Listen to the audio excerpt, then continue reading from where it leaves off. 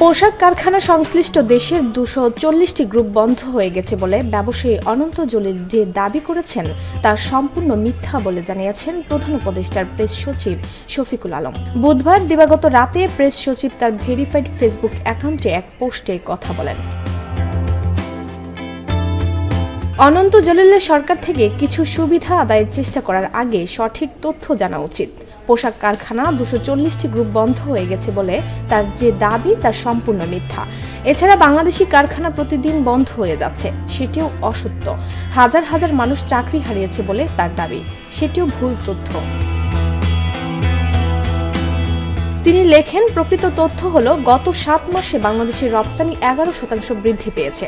স্থানীয় প্রশাসন ও শিল্প পুলিশ রিপোর্ট অনুযায়ী এই সপ্তাহে গাজীপুর, আশুলিয়া ও সাভারের প্রায় 99% কারখানা খোলা ছিল। সরকারের দাবি মিথ্যা হলে অনন্ত জলিলকে তার তথ্য ও পরিসংখ্যান উপস্থাপন করার জন্য অনুরোধ জানান প্রেস সচিব। ডেস্ক রিপোর্ট, ভোরের পাতা।